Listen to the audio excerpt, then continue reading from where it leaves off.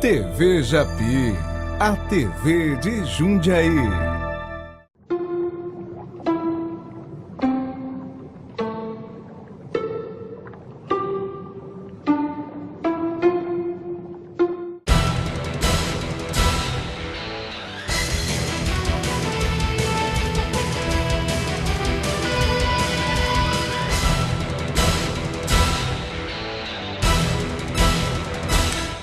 A história de Jundiaí. Uma viagem, uma vila, uma cidade. Talvez uma fuga, talvez outra realidade. Uma cidade nascida sob a proteção da Santa do Desterro.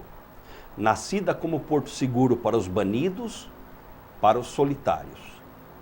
Homens e mulheres vivendo os sonhos das meninas e dos meninos. Hoje, o sonho do amor.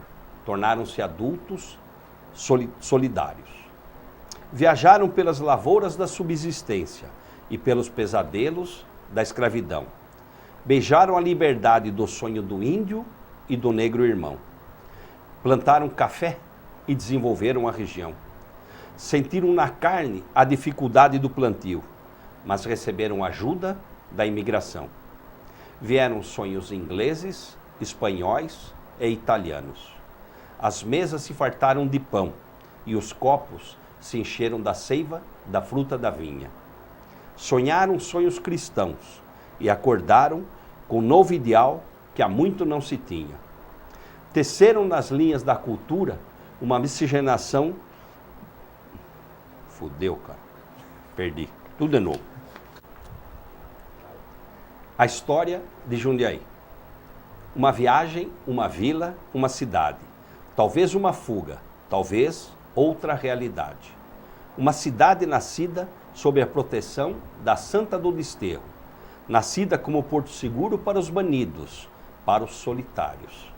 Homens e mulheres vivendo os sonhos das meninas e dos meninos. Hoje, o sonho do amor. Tornaram-se adultos solidários. Viajaram pelas lavouras da subsistência e pelos pesadelos da escravidão. Beijaram a liberdade do sonho do índio e do negro irmão. Plantaram café e desenvolveram a região. Sentiram na carne a dificuldade do plantio, mas receberam ajuda da imigração. Vieram sonhos ingleses, espanhóis e italianos. As mesas se fartaram de pão e os copos se encheram da seiva da fruta da vinha. Sonharam sonhos cristãos e acordaram com um novo ideal que há muito não se tinha. Teceram nas linhas da cultura uma miscigenação de bondade. Ficaram ideais com raízes nessas terras férteis por natureza. E o povo dessa cidade cresceu puro de rara fineza. A história, berço da cidadania, entre sonhos de poesia, contou a vida da cidade, de seu povo, com sua dor e sua alegria. No sopé da serra, o lirismo do Japi entoou o canto da vila, e o peixe Jundiá nadou solto por entre desejos de uma bela cidade, como se nada mais houvesse, apenas água pura, oxigênio e liberdade. A boca do sertão era parte da nova terra, e ela era grande, imensa, daqui até lá, da serra ao acolá, longe como tiro de canhão. Rafael de Oliveira, o pai, não o filho, foi fundador da vila na praia do Jundiaí, o rio mais bonito que ainda corre por aqui. Soluça por compaixão e um dia, quem sabe, voltaremos a amá-lo. Então, contou-se uma história que nem mesmo ela sabe a razão, se é verdade ou pura ilusão. Petronília Rodrigues Antunes, junto com Rafael de Oliveira, o pai, não o filho, teriam assassinado José de Camargo Antunes, marido de Petronília, na rua São Bento, em São Paulo, por motivo fútil de amor e paixão. E a vila virou cidade, e Jundiaí, o rio, nome abençoado, abrigou um povo iluminado, que cresceu brincando pelas ruas Direita, do Meio, Nova e Boa Vista. Os freis beneditinos glorificaram o santo nome em cantigas de louvor à cidade de Jundiaí, pelos pátios do mosteiro de São Bento, onde a reza fez coro com Deus sibilando ao som do vento. E na cidade, alguns ainda se lembram daquela velha canção. Vamos, Maruca, vamos para Jundiaí. Com todos você vai, só comigo não quer ir. Não vou, não quero ir. Longe de minha gente, você vai judiar de mim. Jundiaí é aqui. E hoje nós estamos entrevistando agora o candidato a prefeito, que é o Paulo Taffarello, e que vai responder também as perguntas aí que nós preparamos, inclusive para todos os outros candidatos. Paulo, fala um pouquinho de você. O que você faz? Quem é você? Muito bom, olá a todos. Eu sou professor aqui na cidade, né? Sou nascido e criado em Jundiaí mesmo. Já dei aula em várias instituições particulares, já dei aula também no estado, dei aula em faculdade. E há muito tempo, há muitos anos que eu milito aqui na cidade, né? Em prol de uma política pública bacana, por direitos sociais. Então nós militamos à esquerda há um longo tempo em Jundiaí. Legal.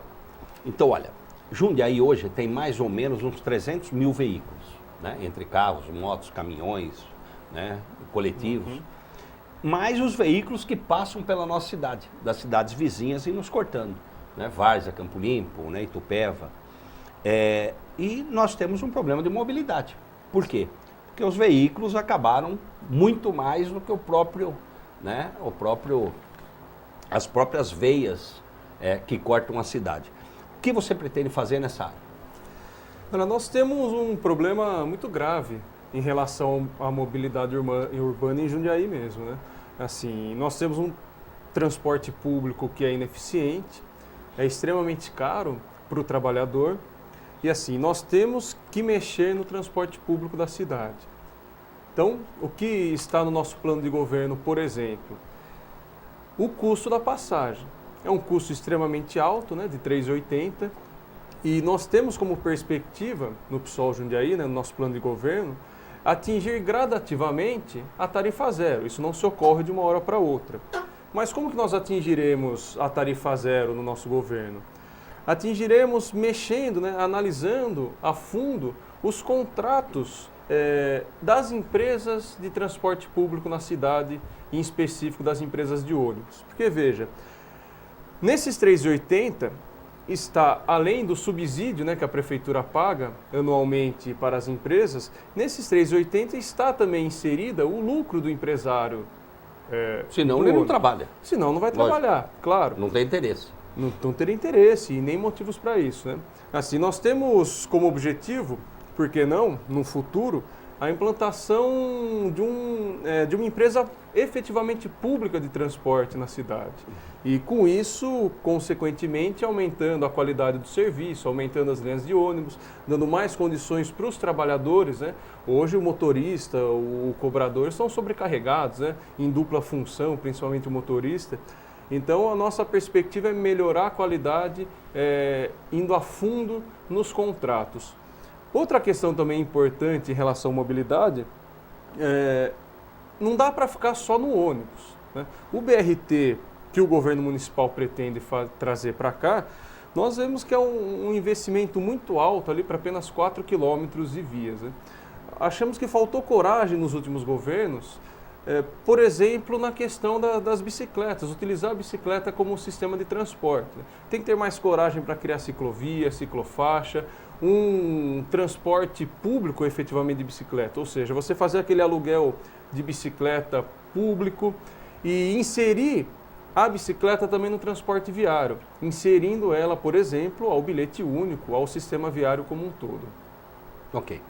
Na questão da guarda municipal, que hoje ela é uma guarda armada, é uma guarda que hoje trabalha em conjunto com com Polícia Civil e Militar, e é importante para o município, né? Não dá para viver sem ela.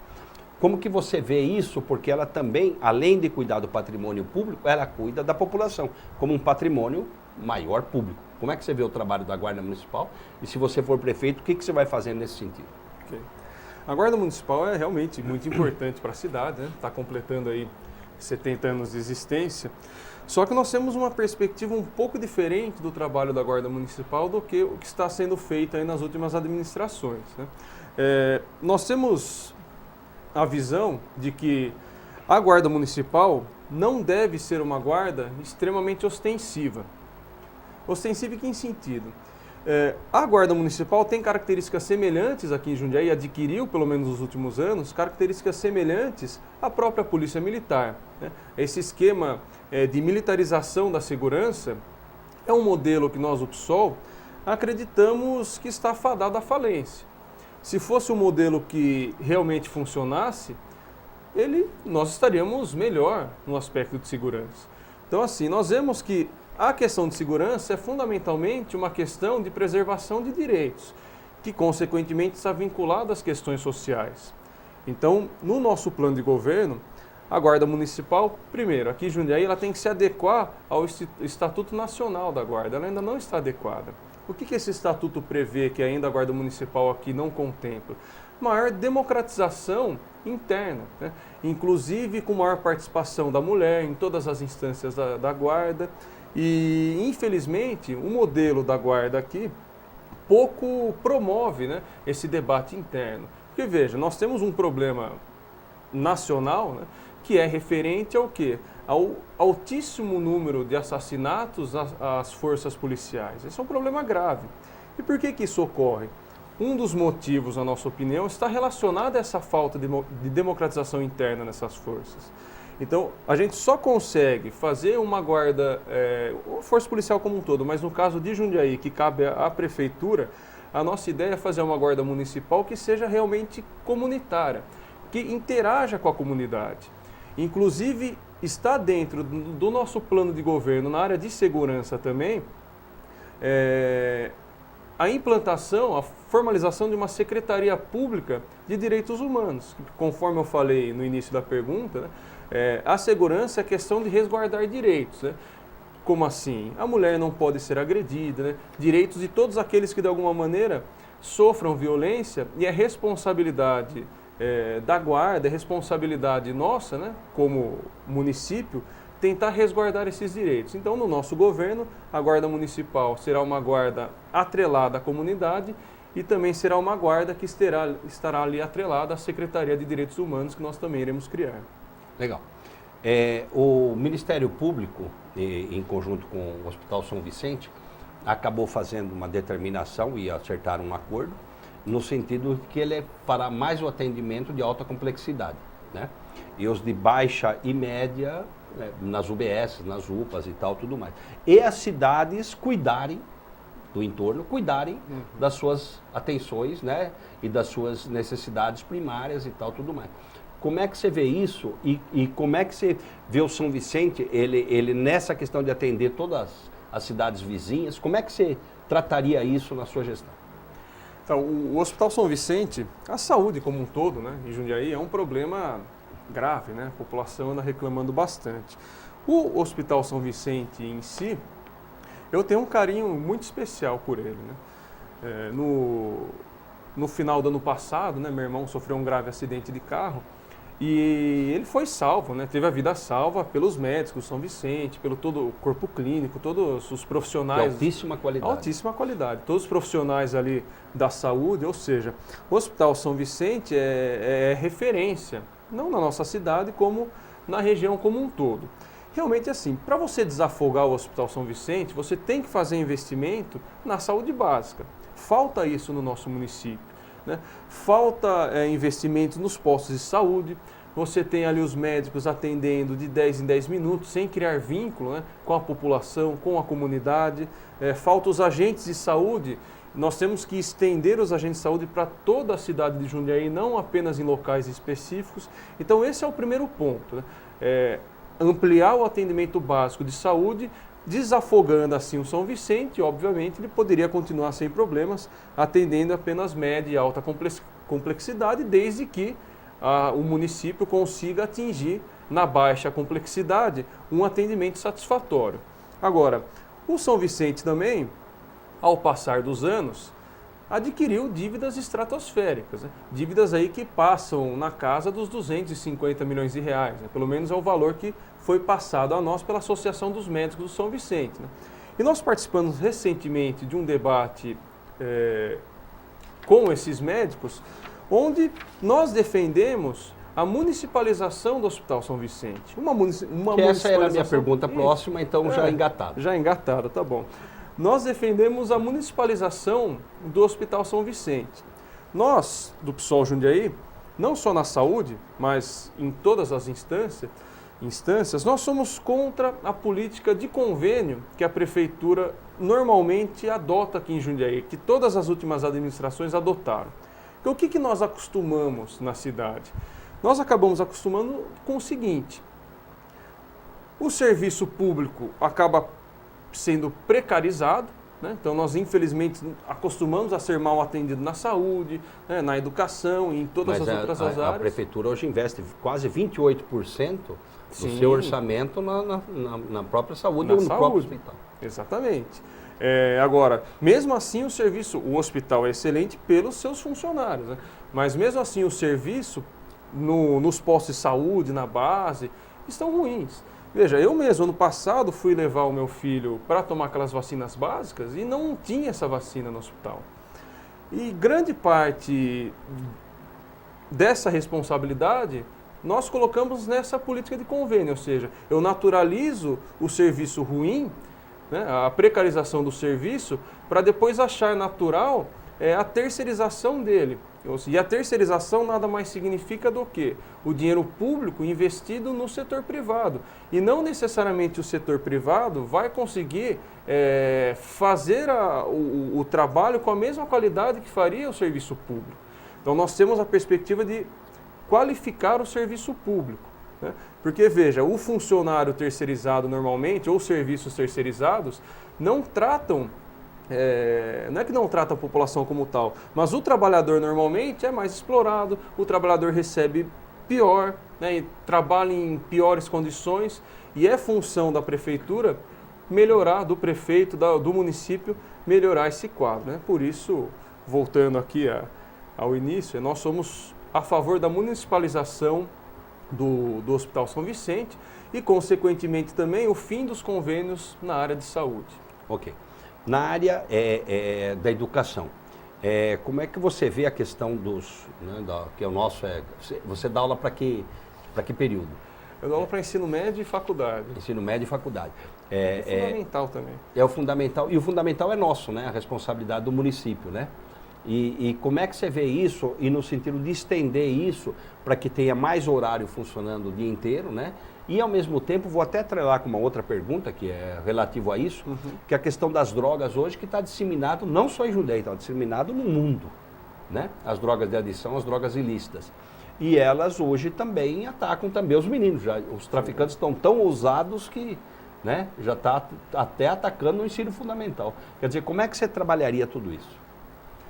A educação no nosso plano de governo é um ponto extremamente importante, né?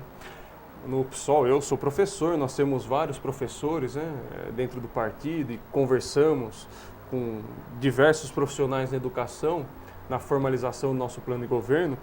E assim, a educação na cidade, nós precisamos tratar com muito carinho, né? Se nós temos como perspectiva o quê? Primeiro, até a questão do combate às drogas, tudo isso, nós temos que priorizar uma educação crítica. Nós temos que priorizar a formação de um aluno que consiga efetivamente compreender a sociedade que o cerca, o mundo que o cerca. Você fez a pergunta sobre a educação integral, por exemplo. Nós temos algumas escolas do ensino fundamental em Jundiaí que são integrais. E essas escolas acabam funcionando de maneira interessante por causa dos profissionais de educação que lá estão. Assim como eu dei o exemplo no São Vicente, os profissionais de educação de Jundiaí são muito qualificados. Mas eles precisam ser mais valorizados, né? Nós precisamos fomentar, por exemplo, gestões democráticas dentro da escola, onde o professor, a comunidade como um todo, realmente tem a voz. E voltando ao ensino integral, nós não podemos encarar o ensino integral como um simples depósito de crianças, né? Aquela perspectiva de que, então temos que manter as crianças aqui o dia inteiro, porque os pais trabalham, isso é justo, é importante nós termos ensino integral, mas tem que ser um ensino de qualidade, né? Onde as crianças tenham, além da aula, tenham também atividades esportivas, culturais, né? Os professores nessa modalidade sejam valorizados, consigam trabalhar de maneira tranquila com as crianças. Então, a única maneira que nós entendemos, né, de conseguir combater tudo isso passa pela valorização da educação como um todo, dos profissionais, né, e a formação de um ensino que seja realmente crítico, de um aluno que consiga compreender a sociedade como um todo. Legal. Como é que você vê a questão das moradias para as pessoas de baixa renda? Como eliminar essa questão tão difícil que é né, fazer com que todos tenham a sua moradia? Essa é uma questão realmente muito complicada, né, na cidade.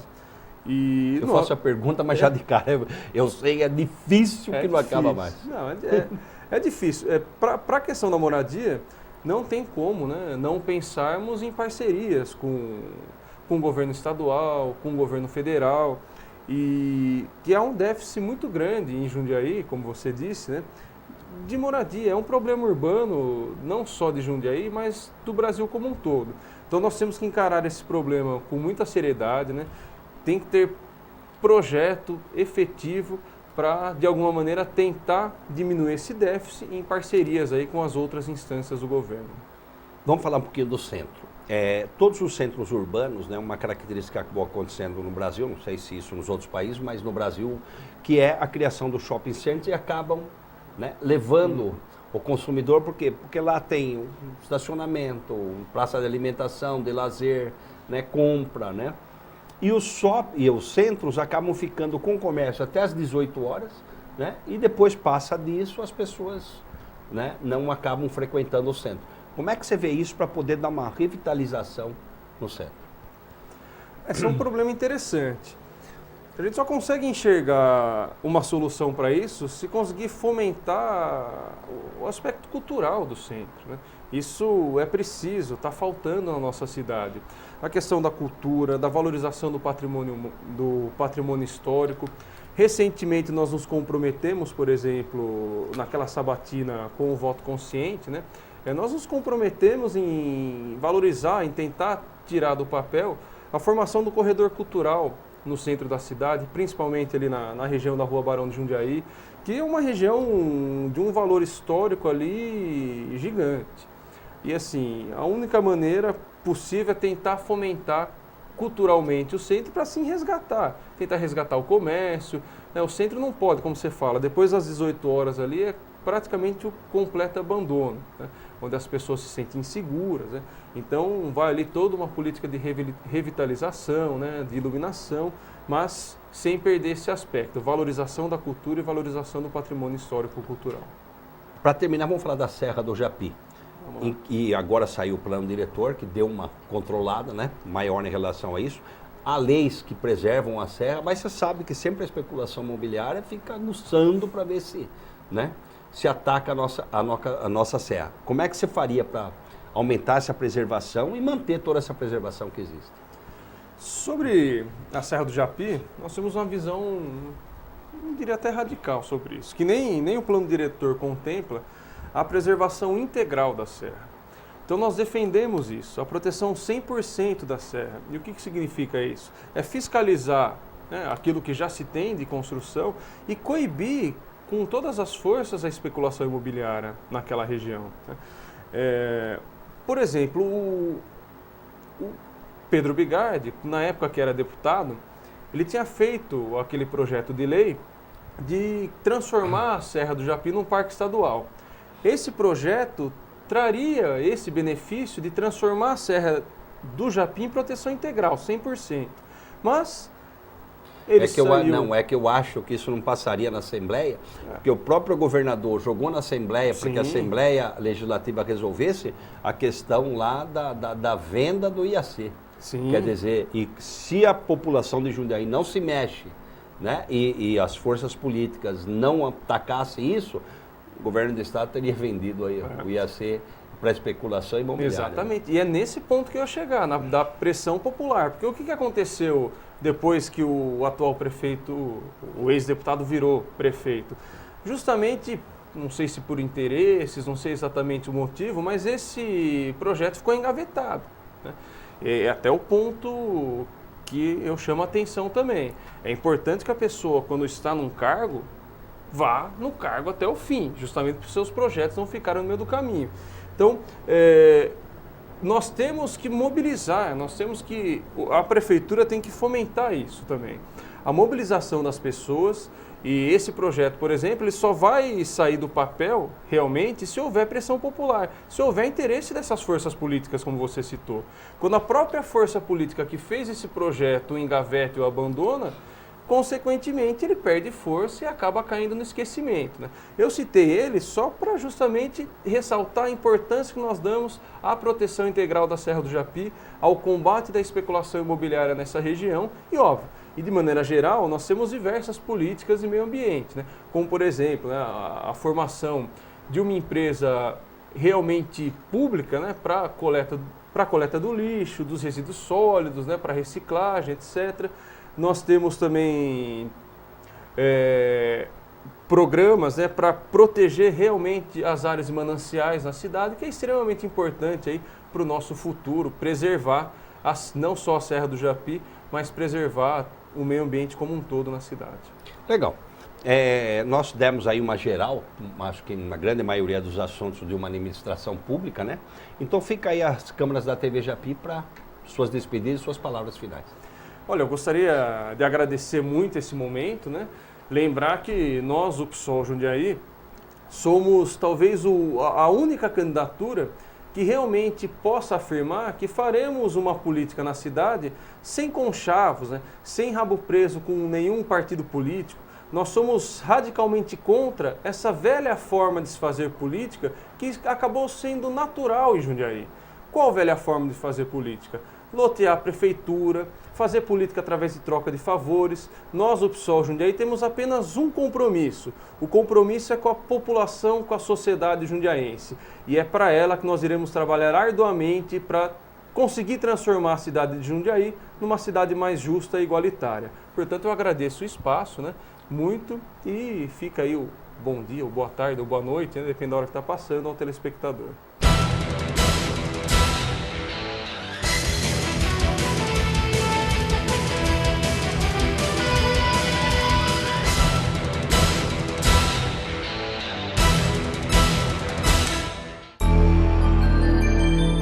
TV Japi, a TV de Jundiaí.